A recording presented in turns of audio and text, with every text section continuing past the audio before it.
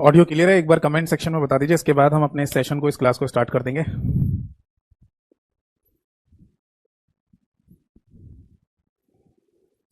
एक बार कंफर्म कर दीजिए ऑडियो क्लियर है, इसके बाद हम अपने सेशन को, इस क्लास को स्टार्ट कर देंगे।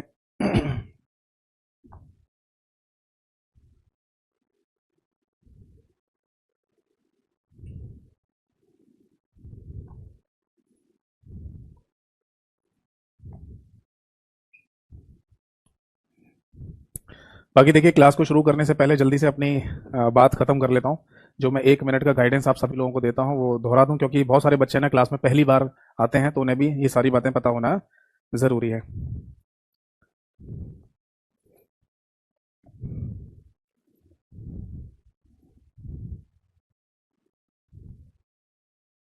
बाकी देखिए, क्लास को शुरू करने से पहले, ठीक है जी, तो ऑडियो एकदम क्लियर है, परफेक्ट है। तो 1 मिनट का है ना समय शुरू होता है अब।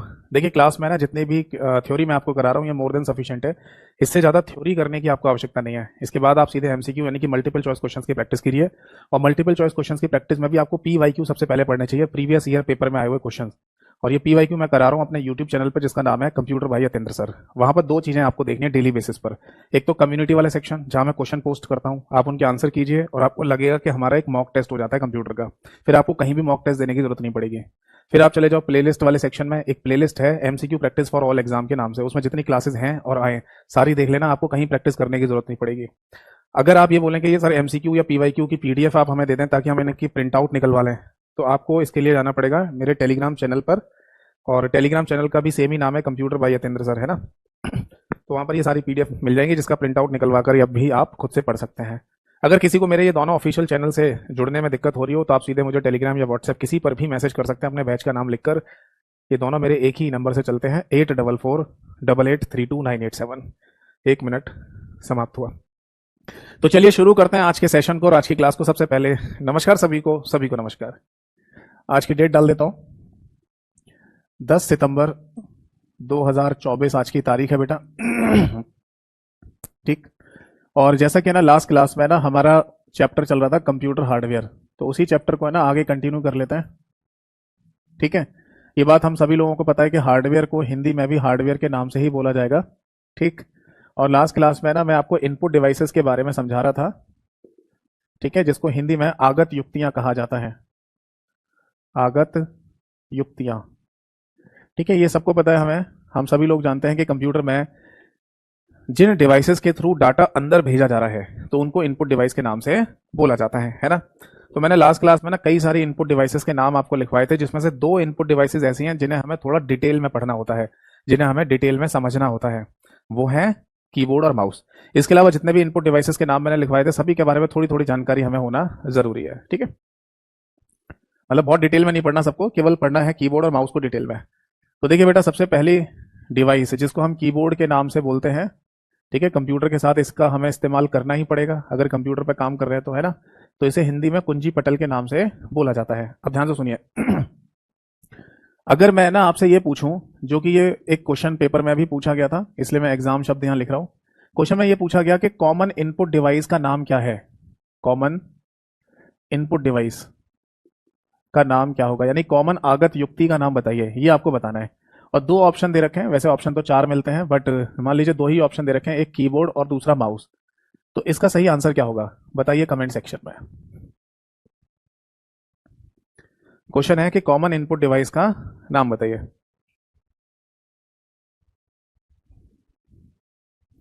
आपको जो भी लगता है, ठीक है, वो आप अपना आंसर दे सकते हैं।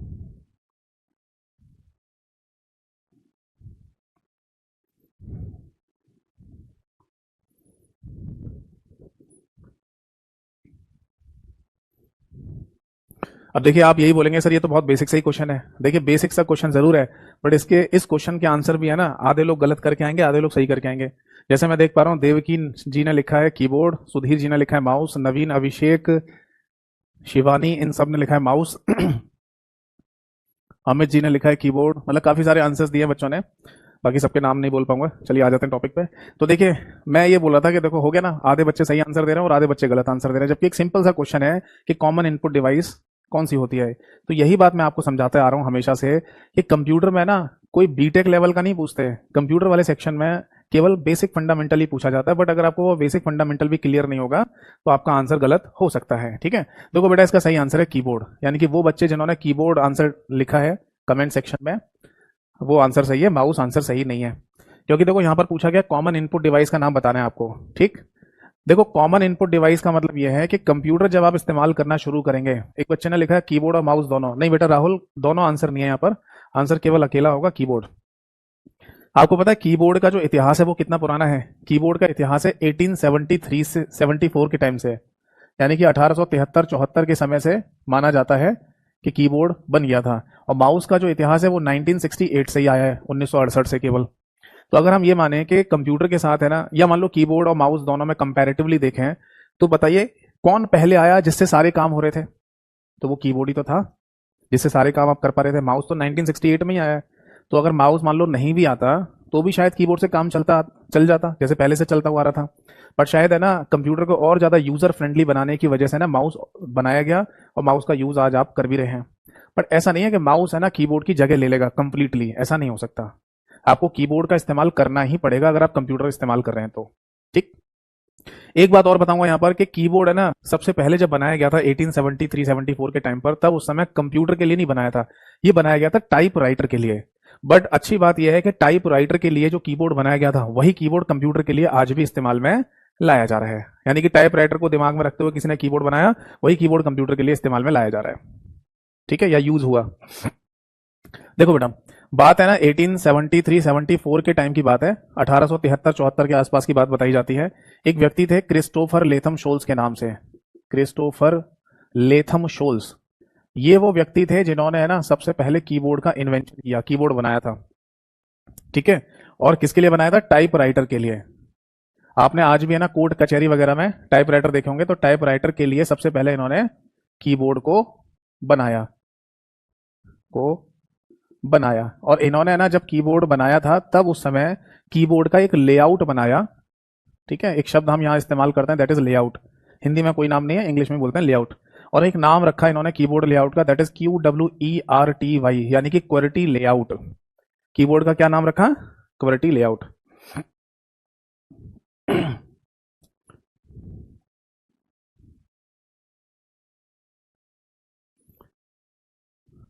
एक बच्चे ने लिखा है राहुल जी ने, सर मैंने सीपीसीटी का पेपर दिया था एमपी में, आपकी वीडियो देखकर ओनली 20 डेज ही देख पाई।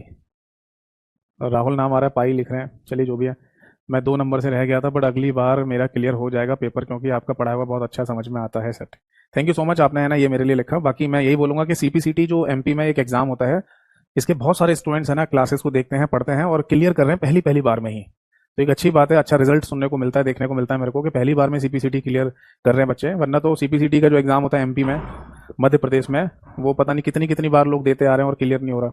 तो चलिए आप आराम से है ना, बस जो मैं समझा रहा हूँ पढ़ा रहा हूँ और जो गाइडेंस आपको दे रहा हूँ उसे फॉलो करते रहिए, क्लियर होगा पक्का डेफिनेटली। देखो बेटा यहाँ आ जाओ वापस लौट के। तो मैं आपसे ये कह रहा था कि ना ये जो कीबोर्ड का लेआउट आपको देखने को मिलता है ना क्वर्टी, ये क्वर्टी लेआउट आज के समय पे भी इस्तेमाल में लाया जाता है कीबोर्ड के केस में, और शुरुआत से भी यही लेआउट इस्तेमाल में लाया जा रहा था, मतलब बिल्कुल शुरू से। तो ये क्वर्टी क्यों आया नाम, है ना पहले बात तो। देखो आपने सभी लोगों ने कीबोर्ड देखा है और आपने नोटिस किया होगा कि कीबोर्ड पे जो अल्फाबेट वाली लाइनें होती हैं वहां लिखा आता है QWERTYUIOP लिखा होता है। फिर इसके बाद लिखा होता है ASDFGHJKL। ठीक है, और इसके बाद है ना, अच्छा एक बात और कि ये जो कीबोर्ड पर है ना अल्फाबेट वाली जो लाइन आपको यहाँ दिखाई देती हैं, इनमें एक लाइन को ना होम रो के नाम से भी बोला जाता है, इसको आप नोट कर सकते हैं। मान लो पेपर में पूछ लिया जाए कि कीबोर्ड पर होम रो यानी कि होम पंक्ति किसे कहा जाता है, तो सही आंसर होगा बीच वाली ASDF वाली। ऐसा क्यों? ऐसा इसलिए कहा जाता है कि जब है ना कीबोर्ड पर किसी को टाइपिंग कराना सिखाते हैं तो लेफ्ट हैंड और राइट हैंड की जो 4 उंगलियां होती है ना वो यहाँ पर रखवाई जाती हैं, ASDF और JKL, और यहाँ होता है बेटा सेमी कोलन, यहाँ रखवाई जाती है। G और H को बीच में खाली छोड़ा जाता है। ये बात समझ में आ रही है? ठीक है, तो ASDF यहां रखेंगे और राइट हैंड की 4 उंगलियां यहां रखेंगे JKL सेमीकोलन पर। फिर कहा जाता है कि कंप्यूटर की स्क्रीन पर नजर होनी चाहिए और कीबोर्ड पर केवल उंगलियां चलाइए। इस तरीके से टाइपिंग सिखाई जाती है। नीचे आपकी एक लाइन और होती है दैट इज ZXCVBNM। मैं समझता हूं कि सारे लेटर्स हो गए हैं। ABCDEFGHIJKLMNOPQRSTUVWXYZ। तो सारे के सारे लेटर हो गए, बट केवल एक ही लाइन को है ना होम रो के नाम से बोला जाता है, बाकी ऊपर वाली और नीचे वाली लाइन को या रो को ऐसा कोई नाम नहीं दिया जाता। इज दैट क्लियर और नॉट? ठीक है। अब देखो यहां है ना, ये जो लेटर्स आप देख पा रहे हैं ना, अब आप ये बोलेंगे कि सर ये यहाँ जो लेटर्स आपको हमें दिखाई दे रहे हैं, इसमें बेसिकली ABCD एक साथ लाइन में क्यों नहीं लिखा हुआ? ठीक है, आप मुझे ना केवल 2 मिनट का समय दीजिए। एक्चुअली पड़ोस वाला जो हॉल है ना, उसमें गेट की बहुत ज्यादा आवाज आ रही है। शायद बारिश का सीजन है तो आंधी या हवा चल रही होगी, उसकी वजह से धमधम आवाज आ रही है। आप लोगों तक पहुंच रही है नहीं मेरे को नहीं पता, पर मेरे को थोड़ी डिस्टर्ब कर रही है। मैं 2 मिनट में आया बस।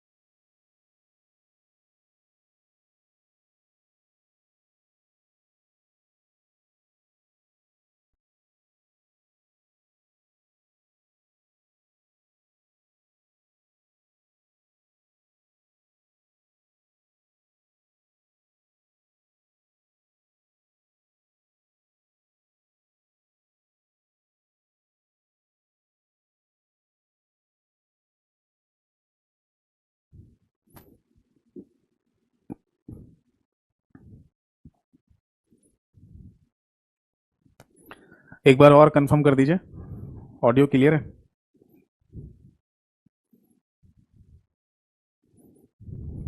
एंड सॉरी फॉर इनकन्वीनियंस, वैसे मैं बीच में कहीं जाता नहीं हूँ या कॉल वगैरह नहीं उठाता, आपने नोटिस भी किया होगा। बट यह है कि थोड़ा डिस्टर्बेंस हो रहा था, बगल वाला एक हॉल है उसमें है ना, आंधी या हवा की वजह से बहुत ज़्यादा गेट धड़ धड़ कर रहा था, तो वो डिस्टर्ब कर रहा था।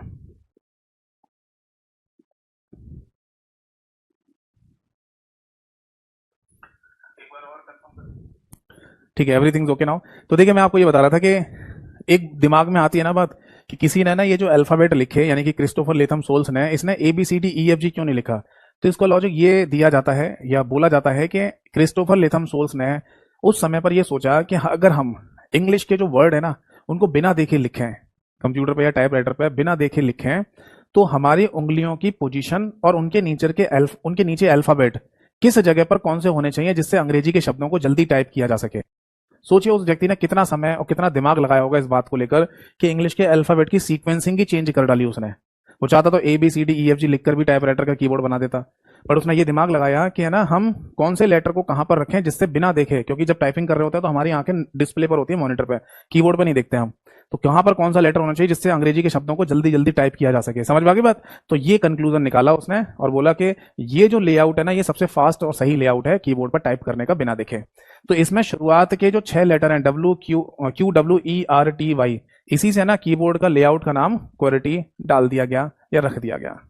बताइए बात समझ में आ गई या नहीं? ठीक है भाई, तो ये है ना आप पॉइंट नोट कर लीजिएगा। तो कीबोर्ड का जो इतिहास है ना वो काफी पुराना है, और दूसरी बात कि आज भी अगर आप कंप्यूटर पे काम कर रहे हैं तो आपको कीबोर्ड की आवश्यकता पड़ेगी। वो एक अलग बात है कि कंप्यूटर ऑन करते ही आप शायद माउस का इस्तेमाल करना शुरू कर देते हो, बट कीबोर्ड के बिना आप काम नहीं कर पाएंगे। इसलिए जब पेपर में पूछा गया कि कॉमन इनपुट डिवाइस कौन सी है इनमें से, तो सही आंसर था कीबोर्ड। अब बात ये आती है कि कीबोर्ड के जो लेआउट है या कीबोर्ड का जो लेआउट है क्वेरिटी, इसको किसी ने चैलेंज ही नहीं किया। भाई कोई तो 1873-74 के टाइम से है ना चैलेंज कर सकता था ना कि क्रिस्टोफर लेथम सोल्स ने जो बनाया वो ठीक नहीं है या फास्ट नहीं है।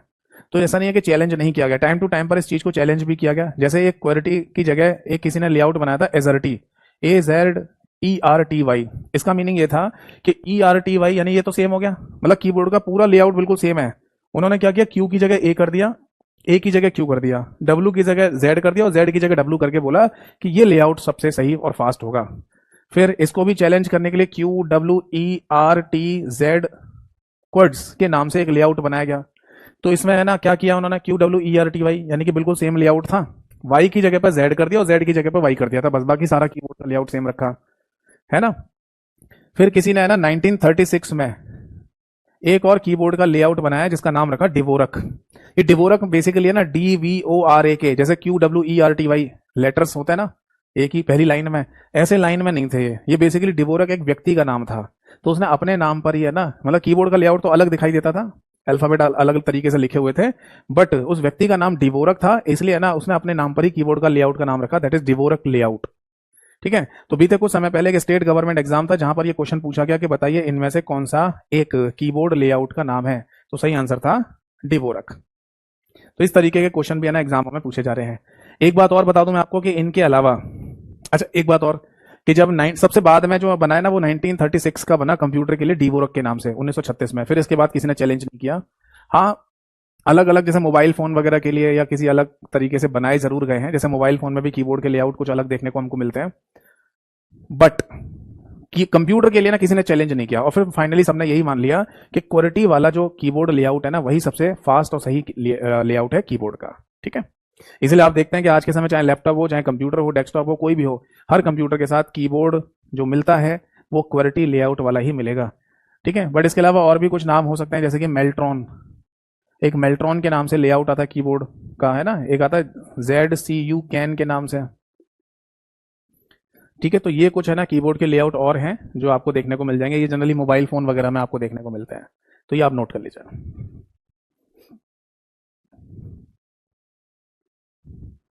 एक और याद आ रहा है मेरे को, कोल मैक के नाम से भी है ना कीबोर्ड का एक लेआउट है, COLE होता है शायद। ठीक है, COLEMAK। तो कोलमैक के नाम से भी ना कीबोर्ड का लेआउट बनाया गया है। तो ये जनरली मोबाइल फोन, स्मार्टफोन वगैरह में जो कीबोर्ड के लेआउट आपको देखने को मिलते हैं उनमें ये नाम देखने को मिलेगा। ठीक है भाई, नोट कर लिया। एक बात और बता दूं फिर से कि अगर आपका नोट करने का बिल्कुल भी मन नहीं है तो जिस टेलीग्राम चैनल की जानकारी मैं क्लास के शुरुआत में आपको दे रहा था वहां पर कंप्यूटर हार्डवेयर की कंप्लीट क्लास PDF आपको मिल जाएगी, जिसको आप डाउनलोड करके प्रिंट आउट निकलवा कर भी रिवीजन कर सकते हैं। उसमें एज इट इज ये सारी बातें लिखी मिल जाएंगी। नोट्स खुद से बनाएं तो अच्छी बात है, बाकी अगर उस PDF फाइल से भी रिवीजन करें तो उससे पहले क्लास को जरूर एक बार देख और सुन लीजिएगा। ठीक है, आगे बढ़े जी। ठीक है। अब एक क्वेश्चन है ना और लोगों के दिमाग में आता हुआ परेशान करता है, और बहुत सारी लोकल राइटर की किताबों में और बहुत सारी PDF में गलत भी लिखा हुआ है। वहां वो क्वेश्चन है नंबर ऑफ कीज वाला। ठीक है। देखो मैं आपको बता दूं कि अगर नंबर ऑफ कीज की बात की जाए तो आप एक नाम ध्यान रखिए, स्टैंडर्ड QWERTY यानी क्वालिटी US कीबोर्ड, इस तरीके से इसको है ना कई बार आगे पीछे नाम करके भी बोल देते हैं, यानी US का मतलब है यहाँ पर यूनाइटेड स्टेट्स अमेरिका, उसको आगे बोल देंगे US स्टैंडर्ड क्वालिटी कीबोर्ड, या केवल बोल देंगे स्टैंडर्ड कीबोर्ड, या केवल बोल देंगे स्टैंडर्ड क्वालिटी कीबोर्ड, या ऐसे बोल देंगे स्टैंडर्ड क्वालिटी US कीबोर्ड। इसमें इन्हीं चारों शब्दों को आगे पीछे करके या एक आध शब्द को कम करके पूछ लिया जाता है कि बताओ स्टैंडर्ड यानी मानक कीबोर्ड में टोटल नंबर ऑफ कीज कितनी होती हैं। तो बेटा इसका सही आंसर है 101 कीज।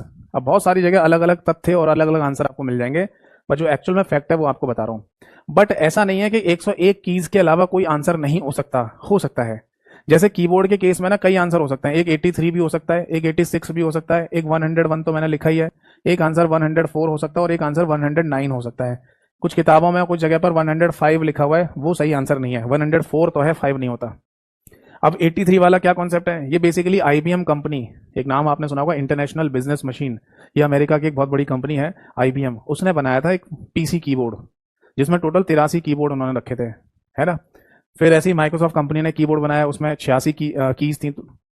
मैंने क्या बोला, कीबोर्ड रखे थे, माफ कीजिएगा अगर गलत बोल दिया तो। मैं फिर से बता देता हूँ कि IBM कंपनी ने एक कीबोर्ड बनाया था PC यानी पर्सनल कंप्यूटर के लिए, जिसमें टोटल 83 कीज का इस्तेमाल किया था उन्होंने, 83 कीज दी थी। फिर माइक्रोसॉफ्ट कंपनी ने भी एक और बनाया जिसमें 86 कीज वाला कीबोर्ड दिया उन्होंने। 101 की वाला ये कहा ही जाता है, यानी हर जगह जो आपको देखने को मिलेगा स्टैंडर्ड कीबोर्ड उसमें 101 कीज होती हैं। फिर 104 कीज वाला भी है ना, माइक्रोसॉफ्ट कंपनी ने बनाया था, जो अमेरिका में जनरली इस्तेमाल में लाया जाता है। ठीक है, मतलब लेआउट तो वही है क्वालिटी वाला, बट उसमें कुछ कीज ज्यादा कर दी हैं, 104 कीज हो गई हैं। ठीक, और 109 की वाला जो है ना कीबोर्ड, ये बनाया था एप्पल कंपनी ने, एप्पल कंपनी का है कंप्यूटर के लिए। तो इस तरीके से ना कीबोर्ड में कीज के नंबर अलग अलग देखने को मिल सकते हैं, बट ये नंबर आपको देखने को मिलेंगे बस। ठीक है। अब इसके अलावा भी एक नाम और भी हो सकता है, और वो है that is multimedia keyboard. Multimedia keyboard. इसमें कोई भी बात पहले से तय नहीं है कि टोटल नंबर ऑफ कीज कितनी होंगी। इसमें 109 कीज से ज्यादा भी कीज हो सकती हैं, क्योंकि मल्टीमीडिया कीबोर्ड में हर एक फंक्शन के लिए अलग अलग की दी जा सकती है। जैसे वॉल्यूम को, आवाज को कम ज्यादा करने के लिए, या कंप्यूटर की ब्राइटनेस को कम ज्यादा करने के लिए अलग अलग बटन बना दिए जाए, तो इन सभी को मल्टीमीडिया कीबोर्ड कहा जाता है, जिसमें कीज की संख्या अलग अलग हो सकती है। ठीक है, नोट कर लीजिए इस बात को, कोई डाउट है तो पूछिए। तो फाइनली मैंने आपको ये बताया कि कीबोर्ड के केस में ना दो इंपॉर्टेंट बातें हैं। एक तो कीबोर्ड की कीज की संख्या, जिसमें स्टैंडर्ड कीबोर्ड में 101 कीज याद रखिएगा, बाकी अलग अलग टाइम पर अलग अलग कीबोर्ड बनाए गए हैं, और लेआउट के नाम भी आपको याद रखने हैं।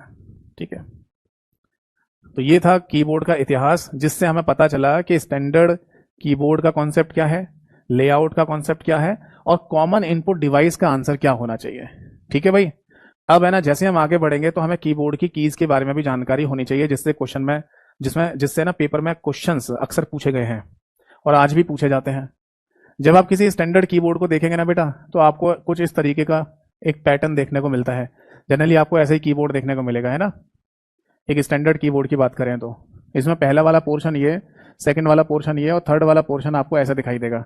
ठीक, अब ये जो पहला वाला पोर्शन है ना, यहीं पर लिखी हुई थी अल्फाबेट्स सारे के सारे ABCD, है ना। फिर यहाँ आप देखते होंगे कुछ पर्टिकुलर कीज होती हैं, यहाँ पर एरो कीज बनी होती हैं, है ना, और यहाँ पर होता है नंबर्स 1 2 3, इसे नंबर पैड के नाम से भी बोला जाता है। तो चलिए एक एक करके ना सभी कीज के बारे में जानकारी मैं आपको देता हूँ, और कोई डाउट है तो पूछते जाना।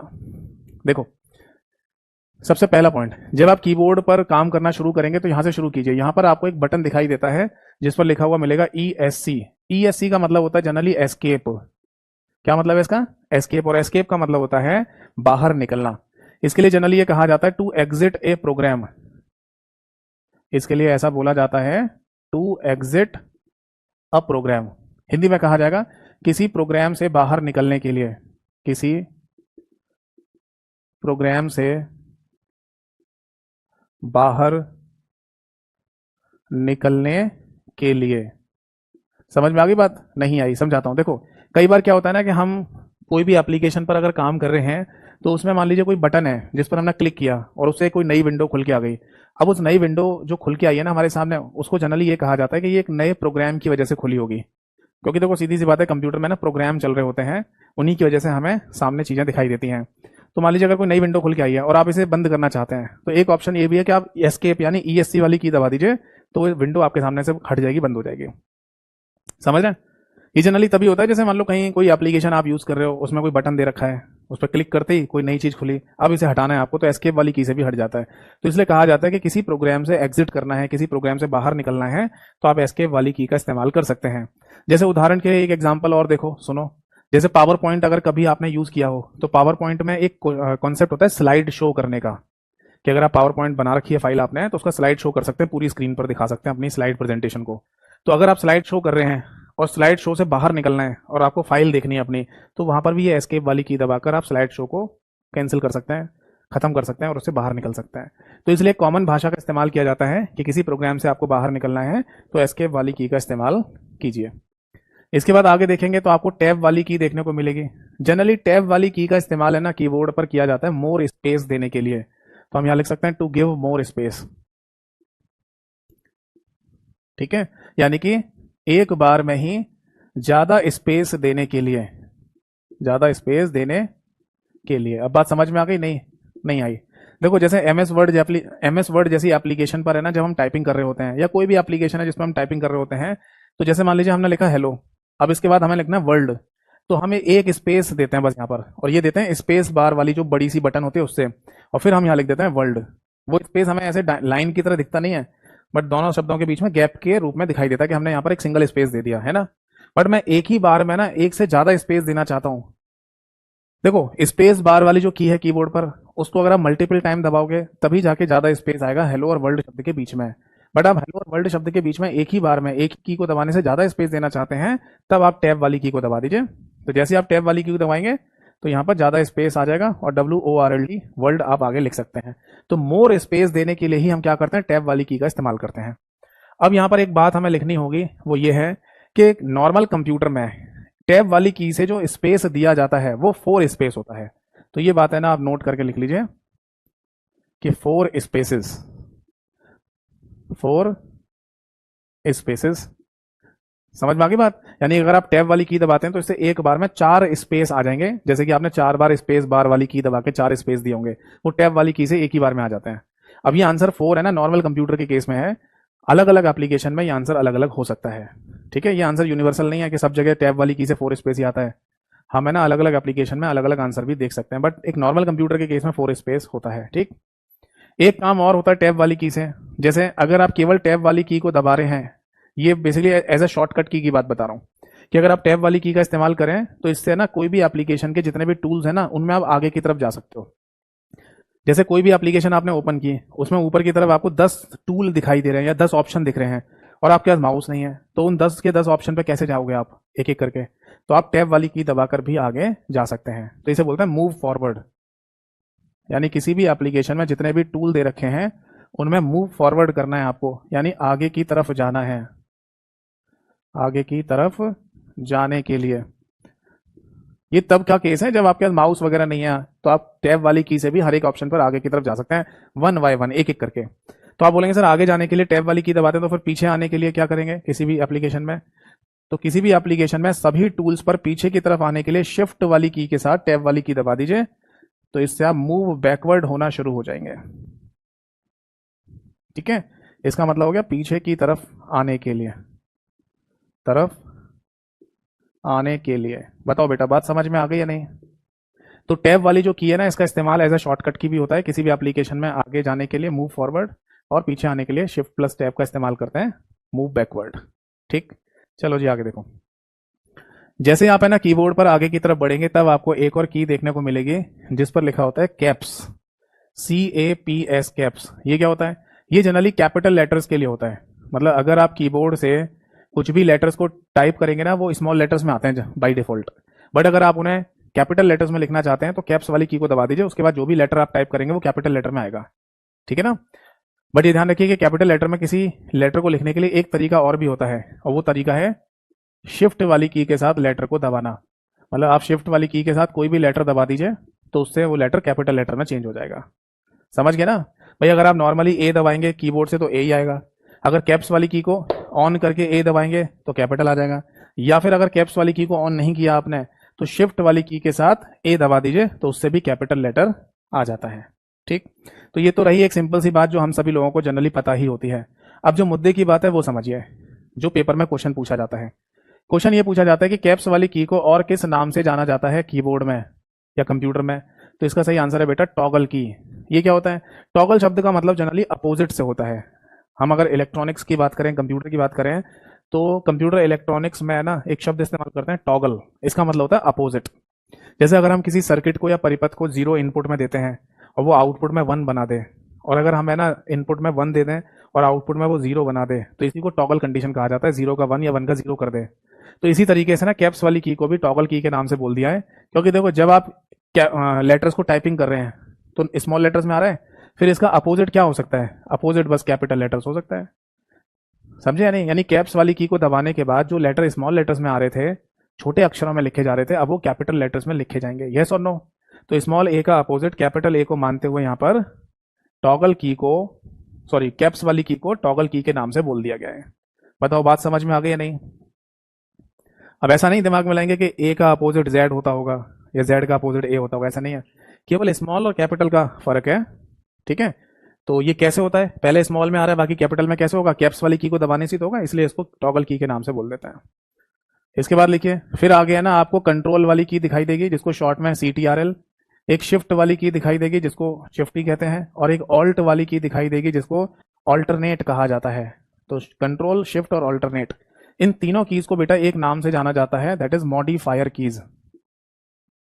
अब आप बोलेंगे सर इन तीनों के कॉम्बिनेशन को बोलते हैं मॉडिफायर कीज या इन सभी को एक एक को ही मॉडिफायर कीज बोलते हैं? तो आंसर है सबको अलग अलग। यानी कंट्रोल भी मॉडिफायर कीज है, शिफ्ट भी मॉडिफायर कीज है और ऑल्ट भी मॉडिफायर कीज है। बट हाउ, कैसे? क्या इसका कोई हिंदी नाम भी है? नहीं, हिंदी नाम कोई नहीं है, बट क्यों बोलते हैं ये मैं बता देता हूं।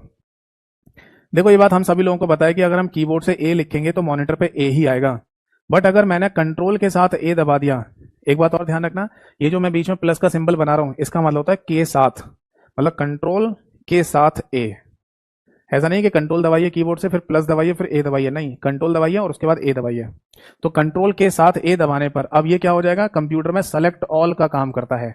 मतलब किसी भी एप्लीकेशन में जो भी कुछ लिखा होगा वो सारा का सारा सेलेक्ट हो जाता है कंट्रोल ए दबाने से। तो जो ए दबाने से ए आ रहा था अब नहीं आ रहा ना, वो कुछ और हो गया, कुछ और मॉडिफाई हो गया। किसकी वजह से, कंट्रोल की वजह से। इसलिए कंट्रोल को मॉडिफायर कीज के नाम से बोल देते हैं। एक और एग्जांपल समझ लीजिए, जैसे अगर आप कीबोर्ड से 2 दबाएंगे तो मॉनिटर स्क्रीन पर 2 ही आएगा, बट अगर आपने कीबोर्ड से शिफ्ट दबाया और उसके बाद 2 दबा दिया तो अब क्या होगा, अब एट द रेट वाला सिंबल बन के आ जाएगा, अब 2 नहीं आएगा। तो शिफ्ट वाली की ने भी 2 के साथ 2 का जो फंक्शन था यानी 2 लिखा जाना उसे मॉडिफाई कर दिया और अब वहां पर क्या आ रहा है, एट द रेट ये लिखा हुआ आ रहा है। तो इसलिए ना इन तीनों कीज को मॉडिफायर कीज के नाम से बोला जाता है। बताइए बेटा, बात समझ में आ गई या नहीं? ठीक। अब इसके बाद जैसे हम आगे बढ़ेंगे तो हमें कीबोर्ड पर विंडो वाली की देखने को मिलती है, इसको विंडो वाली की बोलते हैं, विंडो की।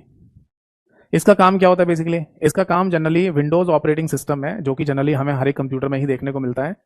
केवल एप्पल वगैरह के जो कंप्यूटर्स हैं उनमें ना मैक ऑपरेटिंग सिस्टम देखने को मिलेगा, वरना सभी कंप्यूटर में चाहे वो डेल का हो, एचपी, लेनोवो, सैमसंग, तोशिबा, किसी भी कंपनी का कंप्यूटर खरीद लो, लैपटॉप खरीद लो, उसमें आपको विंडोज ऑपरेटिंग सिस्टम ही देखने को मिलता है। तो उसी विंडोज ऑपरेटिंग सिस्टम में जब आप विंडो वाली की दबाएंगे कीबोर्ड से तो इससे क्या होगा, स्टार्ट मेन्यू आइकन, लिख लीजिए स्टार्ट मेन्यू, ऐसे लिखिए स्टार्ट मेन्यू ओपन हो जाता है, स्टार्ट मेन्यू ओपन हो जाएगा, खुल जाएगा या हो जाएगा कुछ भी लिख सकते हैं आप। इसमें ये होता क्या है वो समझा देता हूँ। एक्चुअली क्या है ना, जब आप कंप्यूटर को ओपन करते हैं या कंप्यूटर को ऑन करते हैं तो उसमें विंडोज ऑपरेटिंग सिस्टम आपको दिखाई देता है। तो विंडोज ऑपरेटिंग सिस्टम जब खुलता है, ऑन होता है कंप्यूटर में, तो सबसे नीचे की तरफ एक पट्टी आ रही होती है जिसको हम बोलते हैं टास्क बार। तो उस टास्क बार में ना बिल्कुल शुरुआत में ही एक ऐसे गोला जैसा बटन या बिल्कुल चौकोर जैसा बटन आ रहा होगा ब्लू कलर का, और माउस पॉइंटर को जब उसके ऊपर लेके जाएंगे ना तो वहां लिखा था स्टार्ट मेन्यू। तो इसी उस स्टार्ट मेन्यू को ओपन करने के लिए ना विंडो वाली की को डायरेक्टली आप यूज कर सकते हैं। इसलिए कह दिया जाता है कि विंडो की को प्रेस करने से क्या होता है, स्टार्ट मेन्यू ओपन होता है। बट उस स्टार्ट मेन्यू में होता क्या है, मतलब ये तो नाम हो गया कि स्टार्ट मेन्यू ओपन हो रहा है, बट स्टार्ट मेन्यू के अंदर भी तो कोई चीज होती होगी। तो पता चला कि इस स्टार्ट मेन्यू के अंदर है ना ऑल प्रोग्राम्स की लिस्ट होती है, ऑल प्रोग्राम्स की लिस्ट होती है। समझ में आ गई बात? मतलब आपने अपने कंप्यूटर में कितने प्रोग्राम कितने सॉफ्टवेयर डाल रखे हैं, इन सब की लिस्ट अगर आप एक बार में देखना चाहते हैं तो आप स्टार्ट मेन्यू बटन पर क्लिक कर दीजिए। जैसे आपके कंप्यूटर में ना वर्ड, एक्सेल, पावर पॉइंट वगैरह आपने डाला हुआ है, इंस्टॉल किया हुआ है, तो वो सब देखना चाहते हो कि है या नहीं, तो आप इस स्टार्ट मेन्यू आइकन बटन पर जाके और देख लीजिए, इसके अंदर जाके ऑल प्रोग्राम की लिस्ट आ जाएगी आपके सामने। ठीक। अभी जैसे ना मेरे कंप्यूटर में ना विंडोज ऑपरेटिंग सिस्टम का सबसे लेटेस्ट वर्जन है विंडोज 11, 11 नंबर का, 11 नाम से। वहां पर है ना ये ऑल प्रोग्राम लिखा हुआ नहीं दिया इन्होंने, यानी कि माइक्रोसॉफ्ट कंपनी का है विंडोज ऑपरेटिंग सिस्टम, तो वहां पर इन्होंने ऑल प्रोग्राम की जगह अब ऑल एप्स लिख दिया है। तो वो भी ठीक है, ऑल एप्स का भी मतलब यही होता है। ठीक है, ऑल एप्स या ऑल प्रोग्राम को ओपन करने की, ऑल प्रोग्राम की लिस्ट को ओपन करने की ये एक शॉर्टकट की है, दैट इज विंडो की। समझ में आ गया बात? समझ में आ गई बात? बस इतना ही ध्यान रखना कि विंडो वाली की से ना आप अपने कंप्यूटर का स्टार्ट मेन्यू ओपन कर सकते हैं जिसके अंदर ऑल प्रोग्राम की लिस्ट आती है। ठीक। अब पता है वैसे विंडो वाली की का इस्तेमाल है ना शॉर्टकट की में भी होता है, जैसे विंडो प्लस डी दबाकर या विंडो प्लस आर दबाकर या विंडो प्लस एल दबाकर। तो ऐसे बहुत सारी शॉर्टकट की भी होती हैं जो विंडो वाली की के साथ इस्तेमाल में लाई जाती हैं। तो अगर आपका मन है कि मुझे विंडोज की शॉर्टकट की पढ़नी है सारी की सारी, और आपके सिलेबस में अगर शॉर्टकट की शब्द लिखा हुआ आ रहा है, तो आप एक काम कर सकते हैं, जो टेलीग्राम चैनल की जानकारी मैं क्लास के शुरुआत में आपको दे रहा था, उसी टेलीग्राम चैनल पर विंडोज ऑपरेटिंग सिस्टम की शॉर्टकट की एक पीडीएफ फाइल मैंने दी हुई है। आप चाहें तो उसका प्रिंट आउट निकलवा लीजिएगा और उससे भी आप विंडो की शॉर्टकट की पढ़ सकते हैं। वैसे वो पीडीएफ मेरा, उस पीडीएफ के अंदर मैंने सारी विंडो की शॉर्टकट की लिख दी है। ठीक है, आपको इजीली समझ में भी आ जाएंगी, बट जो इंपॉर्टेंट है उनको मैंने येलो कलर से हाईलाइट कर दिया है, तो आप उनको पहले पढ़ लेना क्योंकि वो इंपॉर्टेंट है। ठीक है, वरना मीनिंग क्या है वो मैंने आपको समझा दिया। ठीक। अब इसके बाद है ना, जैसे आप आगे बढ़ेंगे तो आपको एक की दिखाई देगी कीबोर्ड पर, सबसे लंबी सबसे बड़ी, जिसको स्पेस बार कहते हैं। तो इसका सिंपल सा मीनिंग है कि आप किसी भी एप्लीकेशन में एक सिंगल स्पेस देना चाहते हैं, सिंगल स्पेस देने के लिए तो आप क्या करेंगे, स्पेस बार वाली की का इस्तेमाल कर देंगे, करेंगे, है ना। और ये भी ध्यान रखना है कि स्पेस बार वाली जो की है वो सबसे बड़ी सबसे लंबी की होती है पूरे कीबोर्ड पर।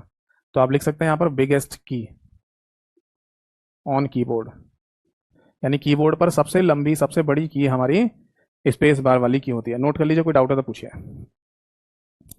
ठीक है भाई। अब जैसे ही आगे की तरफ आप बढ़ेंगे कीबोर्ड पर, मैं इस तरीके से चल रहा हूँ ऐसे करके, तो जैसे आप कीबोर्ड पर आगे की तरफ बढ़ेंगे तब आपको पता चलेगा कि कीबोर्ड पर विंडो वाली की फिर दोबारा दे रखी है, सेकंड टाइम। चलो ठीक है। और आगे बढ़ेंगे तो आपको है ना कुछ इस तरीके का देखने को मिलेगा, एक की या बटन। ऐसा जरूरी नहीं है कि हर एक है ना कीबोर्ड पर ये वाला बटन दिखाई दे, ऐसा जरूरी नहीं होता कि हर एक कीबोर्ड पर ये वाला बटन दिखाई दे। मान लो आप बोल रहे हैं सर मेरे पास तो एक लैपटॉप है उसमें तो ये है ही नहीं, तो ऐसा हो सकता है। मैं बात कर रहा हूँ स्टैंडर्ड कीबोर्ड की, तो वहां पर एक ऐसा बटन आपको दिखाई देगा जिसपर कोई नाम नहीं होता, केवल यही सिंबल बना होता है। तो इसका मीनिंग क्या है, देखो आप है ना अपने कंप्यूटर में किसी भी एप्लीकेशन, कोई भी एप्लीकेशन का आइकन जहां दिख रहा हो उस पर क्लिक कर देना माउस से, या उस आइकन पर जैसे भी पहुंच जाइए, फिर ये वाली बटन दबा देना, तो इससे उस एप्लीकेशन की पूरी लिस्ट खुल के आ जाएगी। नहीं समझे? आप कंप्यूटर में ना किसी भी फाइल फोल्डर या किसी भी चीज पर जो माउस से राइट क्लिक करते हो, और माउस से राइट क्लिक करने पर जो एक लंबी सी लिस्ट खुल के नहीं आती, जैसे कोई फाइल है आपकी एमएस वर्ड की, उस पर माउस से राइट क्लिक करके देखना तो एक लंबी सी लिस्ट खुल के आएगी जिसमें cut, copy, paste, rename, delete ये सब ऑप्शन आते हैं। तो वो जो लंबी सी लिस्ट है ना वो इसी बटन से खुल के आ जाती है, फिर आपको माउस से राइट क्लिक करने की जरूरत नहीं है। ठीक है। तो पहली बात तो आप इसके आगे ये लिख लीजिए कि इससे खुलता क्या है। तो इससे खुलता है context sensitive menu. Context sensitive menu. कई बार है ना इसको केवल कॉन्टेक्स्ट मेन्यू भी लिखकर बोल देते हैं। कॉन्टेक्स्ट मेन्यू को ओपन करने के लिए कीबोर्ड पर की होती है, हाँ होती है, या कॉन्टेक्स्ट सेंसिटिव मेन्यू भी कह देते हैं, को ओपन करने के लिए, ओपन करने के लिए। बात समझ में आ गई सभी को बेटा? पहली बात। दूसरी बात ये भी है कि है ना, दूसरी बात ये है कि आपसे अगर यही पूछ लिया जाए कि कॉन्टेक्स्ट सेंसिटिव मेन्यू को ओपन करने के लिए क्या कर सकते हैं, और तो ये भी पॉइंट लिख लीजिए, same like mouse right click, mouse right click. ठीक है ना? मतलब जैसे माउस के राइट क्लिक करने से आपके सामने एक लिस्ट खुल के आती है किसी भी एप्लीकेशन, फोल्डर, फाइल की, तो वही चीज़ है ना इस बटन से आ जाएगी। समझ गए? किसी भी आइकन पर, किसी भी एप्लीकेशन के, फोल्डर के, फाइल के आइकन पर क्लिक कर दो और फिर ये वाली बटन आप दबा दीजिए, तो आपके सामने है ना उसकी सारी लिस्ट खुल के आ जाएगी। नोट कर लीजिए, कोई डाउट है तो पूछिए। इज दैट क्लियर और नॉट? ठीक है। अब जैसे हम आगे की तरफ बढ़ेंगे तो पता चलेगा हमें कि हमें एंटर वाली की भी यहां देखने को मिलती है कीबोर्ड पर, इसी फर्स्ट वाले पार्ट में। कौन सी की देखने को मिलेगी? एंटर वाली की। अब एंटर वाली की का सिंपल सा मतलब है टू रन ए प्रोग्राम, यानी कि कोई भी कमांड है, कोई भी प्रोग्राम है, उसे रन कराना है तो आप एंटर वाली की दबा दीजिए। तो लिख लीजिए प्रोग्राम को रन कराने के लिए, प्रोग्राम को चलाने के लिए, चलाने के लिए। ठीक है। जैसे मान लो आप किसी भी एप्लीकेशन को खोल के बैठे हुए हैं और आपने वहां कुछ लिखा और उसके बाद एंटर दबा दिया, तो वो चीज चल जाती है ना, एग्जीक्यूट हो जाएगी। तो इसीलिए कहते जाता है कि एंटर वाली की का इस्तेमाल जनरली करते हैं किसी प्रोग्राम को रन कराने के लिए। ठीक है। अब यहां पर है ना एक इंपॉर्टेंट नोट मैं लिखवाऊंगा, फिर आगे बढ़ूंगा। जैसे आपसे है ना पूछा जाएगा कि बताइए कीबोर्ड पर टोटल मिला के कितनी कीज होती हैं जो दो दो बार दे रखी हैं, टू टू टाइम्स दे रखी हैं। समझ में आ गई बात कि कीबोर्ड पर टोटल कितनी कीज ऐसी हैं जो दो दो बार दे रखी हैं? तो इसका सही आंसर क्या होगा? देखो, कीबोर्ड पर कंट्रोल वाली की दो बार दे रखी होती है, एक यहां पर और एक यहां पर। कीबोर्ड पर शिफ्ट वाली की भी दो बार दे रखी होती है, एक यहां पर और एक यहां पर। कीबोर्ड पर ऑल्ट वाली की भी एक यहां पर और एक यहां पर दे रखी होती है। ऐसी कीबोर्ड पर है ना विंडो वाली की भी दो बार दे रखी है, एक यहां पर और एक यहां पर। और इसके अलावा एक एंटर वाली की भी है ना कीबोर्ड पर दो बार है, एक यहां पर और एक यहां पर भी होती है। एक नंबर पैड पर भी एंटर वाली की दी गई होती है। नोट कर लीजिए।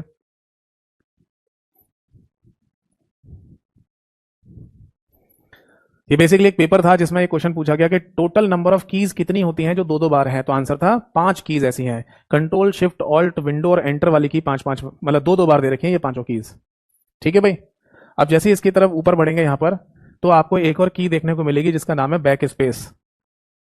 अब बैक स्पेस का इस्तेमाल है ना जनरली किया जाता है बैक साइड में एक सिंगल लेटर को मिटाने के लिए। सपोज दैट अगर कोई हेलो शब्द लिखा, ठीक है, और ये है आपका कर्सर जो ब्लिंक कर रहा है। ब्लिंक करने का मतलब होता है आना जाना, आना जाना, आना जाना। मतलब कोई चीज आ रही है, जा रही है, आ रही, जा रही है ऐसे, या कभी दिखाई दे रही है, नहीं दिखाई दे रही है, ऐसे कर रही है, ब्लिंक कर रही है, तो उसे जनरली क्या बोलते हैं? कर्सर बोलते हैं। इसको है ना बोलते हैं कर्सर, या फिर इसको इंसर्शन पॉइंट भी कहा जाता है। तो अगर मान लो आपने किसी एप्लीकेशन में लिखा हेलो और आपका कर्सर या इंसर्शन पॉइंट यहां पर दिख रहा है, और आपको ये ओ लेटर को गायब करना है, पीछे की तरफ एक लेटर को गायब करना है एक बार में, तो आप बैक स्पेस दबा देते हैं, है ना?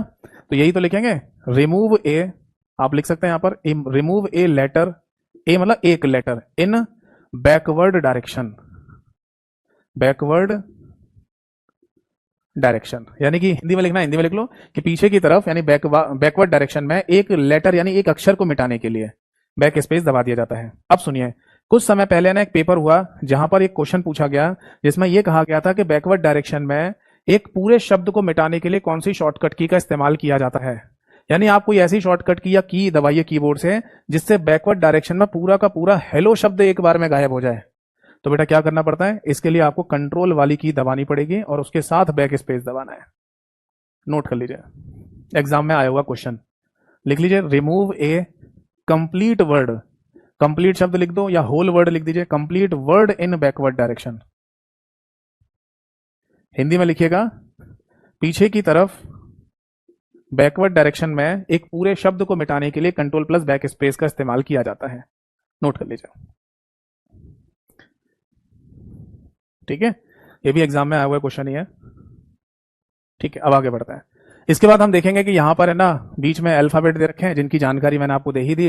होम रो किसे कहते हैं, ASDF वाली लाइन को होम रो कहा जाता है। और फिर यहां पर होते हैं ऊपर फंक्शन कीज और नंबर्स, है ना। तो एक क्वेश्चन ये भी बन सकता है कि टोटल मिला के कीबोर्ड पर कितनी फंक्शन कीज होती हैं। तो बेटा आंसर है इसका 12। F1 से लेकर F12 तक टोटल 12 फंक्शन कीज होती हैं। ये भी ध्यान रखना कि हर एक फंक्शन की का अलग अलग मतलब हो सकता है अलग अलग एप्लीकेशन में। मतलब ऐसा नहीं है कि हर एक फंक्शन की हर एक जगह एक जैसा काम करती हो, कुछ एक को छोड़कर। जैसे फंक्शन की F11 ये ज्यादातर लगभग सभी एप्लीकेशन कहिए उसमें हेल्प का ही काम करती है। मतलब कोई भी एप्लीकेशन जिस पे आप काम कर रहे हैं और आपको किसी टूल के बारे में जानकारी नहीं है तो आप F1 दबा दो तो उसकी हेल्प खुल के आ जाएगी। हेल्प में जाकर आप पढ़ सकते हो कि किसी टूल को कैसे इस्तेमाल में लाया जाता है।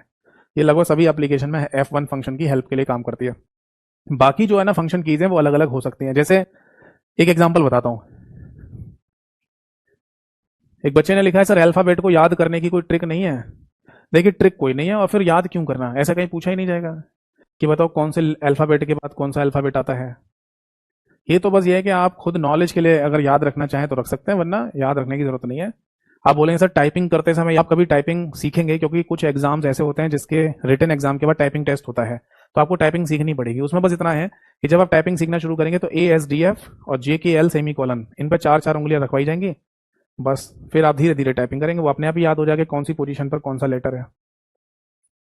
ठीक है, तो मैं ये कह रहा था कि यहां पर फंक्शन की का कॉन्सेप्ट बता रहा था। सुनिए जरा, फंक्शन कीज मैंने जैसे F5 फंक्शन की है, F5 अगर नॉर्मल कंप्यूटर में आप उसे इस्तेमाल कर रहे हैं तो F5 फंक्शन की का यूज होता है रिफ्रेश करने के लिए। और अगर आप है ना MS वर्ड में F5 फंक्शन की दबा देंगे तो उससे ना एक सर्च डायलॉग बॉक्स खुलता है। अगर MS एक्सेल में F5 फंक्शन की दबा देंगे तो उससे गो टू डायलॉग बॉक्स खुलता है। डायलॉग बॉक्स ये क्या होता है, डायलॉग बॉक्स का मतलब ये समझ लो छोटी सी विंडो जिसको आप बड़ी स्क्रीन ना कर पाए। कंप्यूटर में काम करते समय छोटी छोटी विंडो कई बार खुल के आती है जिसमें कोई ना कोई मैसेज या इन्फॉर्मेशन लिखी होगी और नीचे ओके और कैंसिल का बटन होता है। ऐसी छोटी छोटी विंडो को डायलॉग बॉक्स कहा जाता है, ध्यान रखना स्मॉल विंडो को। तो मैं फिर से बता रहा हूं कि नॉर्मल कंप्यूटर में F5 करते हैं use for refresh, MS word में F5 का यूज होता है सर्च डायलॉग बॉक्स को ओपन करने के लिए, MS एक्सेल में F5 का इस्तेमाल करते हैं गो टू डायलॉग बॉक्स को ओपन करने के लिए, और MS पावर पॉइंट में F5 फंक्शन की का इस्तेमाल करते हैं स्लाइड शो करने के लिए। अब बताओ फंक्शन की का इस्तेमाल अलग अलग एप्लीकेशन में अलग अलग हो रहा है नहीं? बिल्कुल। अब आप बोलेंगे सर सारी फंक्शन की एक बार में लिखकर इनके सभी एग्जांपल बता दो, तो ऐसा नहीं हो सकता, ऐसे याद नहीं होंगी आपको। ये जैसे जैसे है ना आप एप्लीकेशंस को, टॉपिक्स को, चैप्टर्स को पढ़ते जाओगे और जहां जहां जो जो फंक्शन की इस्तेमाल में लाई जा रही है आप वैसे ही याद करिए। ठीक है, तो इस तरीके से ही याद हो जाती है कि फंक्शन की F1 का मतलब क्या है, F2 का मतलब क्या है, इस तरीके से। जैसे F2 फंक्शन की है इसका भी आप लिख सकते हो, मतलब मोस्ट ऑफ द केसेस में ना इसका काम होता है रीनेम करने के लिए। मतलब कोई फाइल है, फोल्डर है, कोई एप्लीकेशन है, उसका नाम आपको बदलना है, रीनेम करना है, तो फंक्शन की F2 इस्तेमाल कर सकते हैं आप वहां पर। समझ में आ गई बात? चलिए अब आगे देखिए। अभी पहले वाले सेक्शन में ही कीबोर्ड के आप हैं और आपको यहां पर है ना सर ये सब नोट कर दो, कर तो रहा हूं नोट, मैं बोर्ड पे नोट कर रहा हूं, आपको लिखना है तो लिख लो, और अगर नहीं लिख रहे हो तो जो मैंने PDF फाइल बताई है आपको अपने टेलीग्राम चैनल पर, वहां सब सारी बातें लिखी मिलेंगी आपको। आप फंक्शन की कह रहे हो क्या? जो मैंने F5 के एग्जांपल आपको दिए थे वो चिंता मत करो, वो तो है ना मैं जब आपको आपके बैच में वर्ड एक्सेल पावर पॉइंट भी तो पढ़ाऊंगा, तो जब मैं आपको वर्ड एक्सेल पावर पॉइंट पढ़ाऊंगा तो वहां पर जो जो फंक्शन की जिस जिस काम के लिए इस्तेमाल में लाई जाती है वो सब बताऊंगा आपको, चिंता मत कीजिए।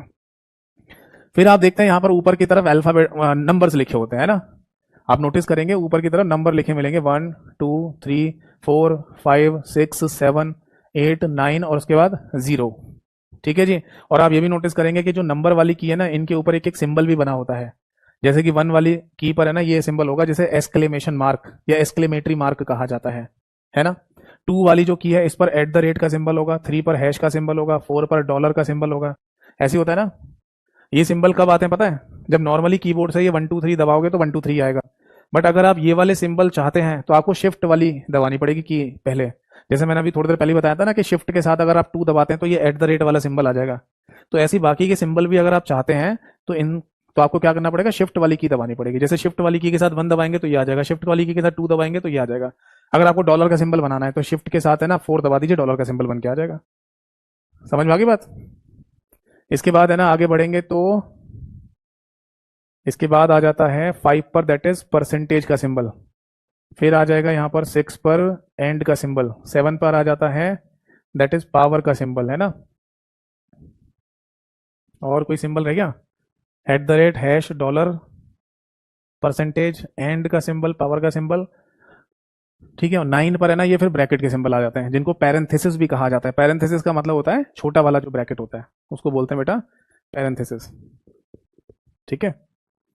जो हम स्मॉल ब्रैकेट बनाते हैं ना उसको पैरेंथेसिस ये कहा जाता है। हाँ, 8वें नंबर की की पर होता है एस्ट्रिक, यानी जो मल्टीप्लिकेशन का सिंबल होता है उसे कंप्यूटर में एस्टरिस्क कहा जाता है। एस्टरिस्क, जल्दी जल्दी में एस्ट्रिक बोल देते हैं।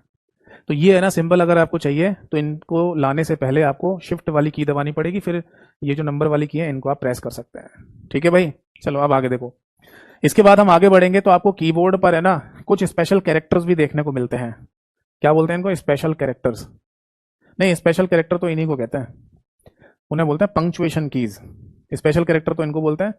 अगला नाम आता है पंक्चुएशन कीज। तो आपको कीबोर्ड पर ढेर सारी पंक्चुएशन कीज भी मिलती हैं इंग्लिश ग्रामर वाली, जैसे क्वेश्चन मार्क हो गया, डॉट हो गया, कॉमा हो गया, है ना, कोलन कहते हैं इसको सेमी कोलन कहते हैं। डॉट के नीचे कॉमा को सेमी कोलन, और डॉट के नीचे डॉट जो अनुपात का सिंबल होता है उसे कोलन कहते हैं, colon. Inverted comma, double inverted comma, greater than, less than. तो ये सारे के सारे है ना माफ कीजिएगा, ये सारे के सारे है ना जितने भी सिंबल आपको दिखाई दे रहे हैं इनको फिर पंक्चुएशन कीज के नाम से बोल दिया जाता है। समझ आ गई सभी को? ठीक है। ऐसे यहाँ पर मिल जाएगा आपको मिडिल वाला ब्रैकेट, बड़ा वाला ब्रैकेट, ये एक एक की पर ही होते हैं। मतलब एक ही की पर है ना ये वाला और ये वाला होगा, और एक ही की पर ये वाला और ये वाला होता है। तो इस तरीके से ये जो कीबोर्ड पर दे रखे हैं इनको पंक्चुएशन कीज के नाम से बोल देते हैं। समझ में आ गई बात? ठीक है। तो ये पहला वाला जो पोर्शन है ना ये हमारा कंप्लीट हो जाता है, और अब हम बात करेंगे सेकंड वाले पोर्शन की। चलिए शुरू करते हैं। ठीक है। देखो सेकंड वाले पोर्शन में ना मैं पहले आपको एरो कीज के बारे में ही बता दूं।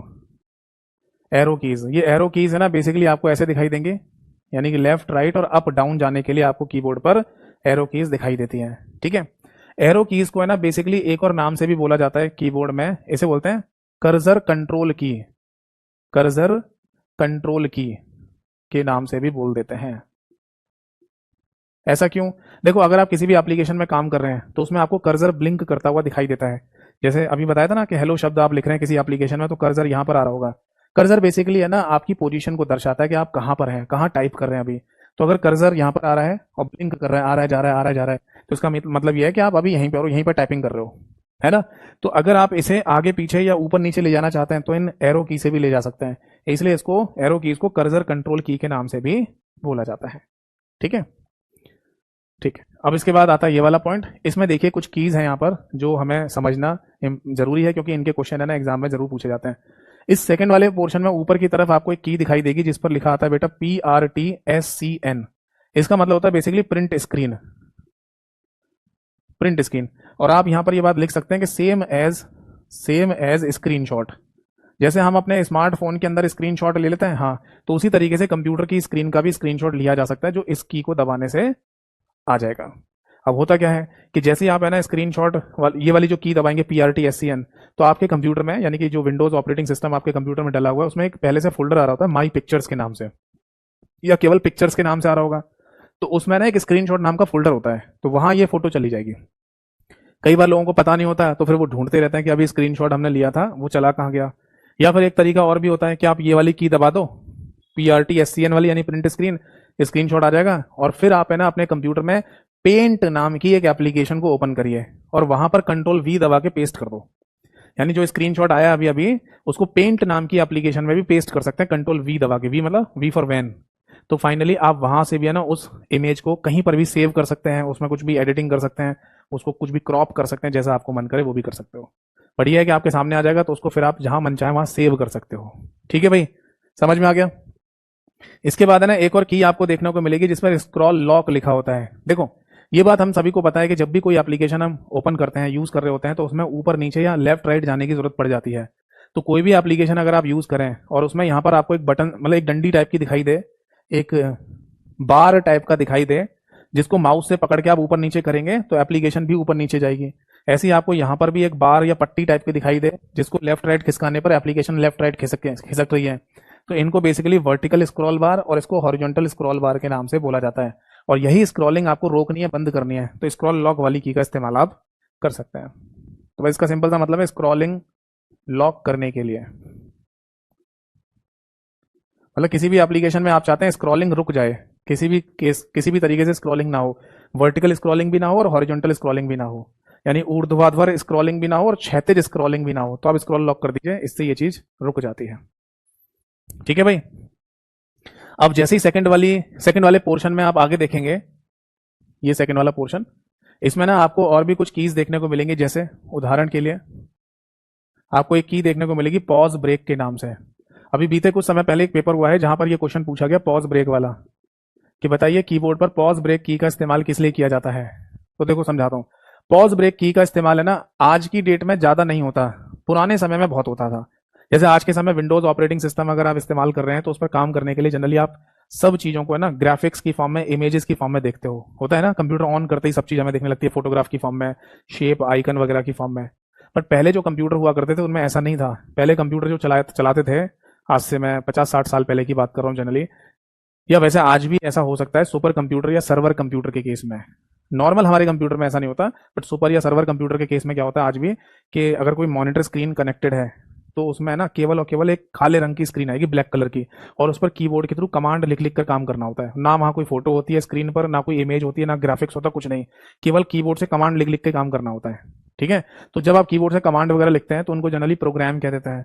तो अगर आपने उस स्क्रीन पर कोई प्रोग्राम चलाया है तो उसे बीच में पॉज करना है यानी रोकना है, या उसे ब्रेक करना है, खत्म करना है, तब ये वाली की वहां ज्यादा यूज होती है। बट हम और आप जैसे लोग तो ऐसे कंप्यूटर का इस्तेमाल करते नहीं है जहां पर केवल कीबोर्ड कमांड के थ्रू काम किया जाए। तो हमारे कंप्यूटर में जो विंडोज ऑपरेटिंग सिस्टम डला हुआ है उसमें इसका यूज है कोई, हाँ है। आप आज की डेट में क्या कर सकते हैं कि विंडो वाली की को दबाकर और आप पॉज ब्रेक वाली की को दबा दीजिए। मतलब एक ही बटन पर पॉज और ब्रेक दोनों लिखे होते हैं, इसलिए मैं बीच में ऑब्लिक लगा रहा हूं। ठीक है। तो विंडो वाली की के साथ पॉज ब्रेक दबा दीजिए, तो इससे क्या होगा, आपके कंप्यूटर की सिस्टम प्रॉपर्टीज खुल जाएंगी, सिस्टम प्रॉपर्टीज देखने के लिए। समझ में आ गई बात।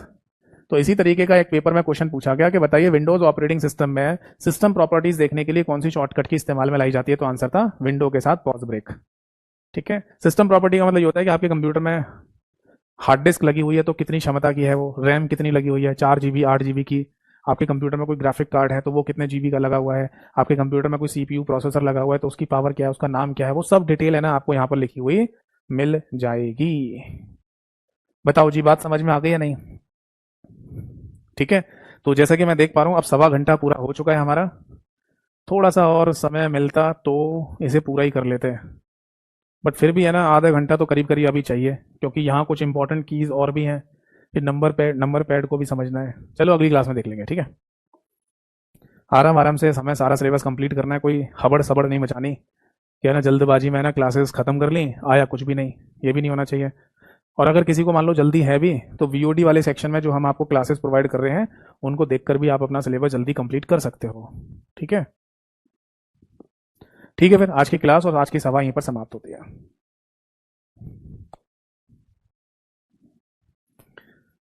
तो जैसा कि मैंने शुरुआत में भी बोला था आपको कि क्लास खत्म होने के बाद अगर आपका कोई भी डाउट हो तो आप आराम से मेरे से पूछ सकते हैं। पूछिए भाई, कोई भी डाउट है तो आपका।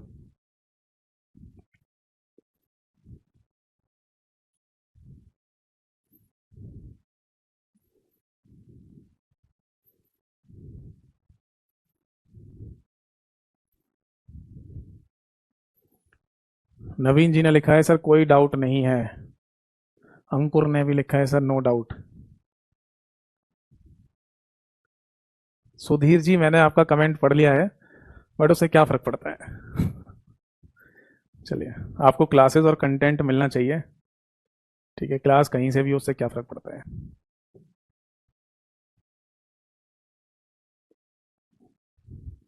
और कोई डाउट है?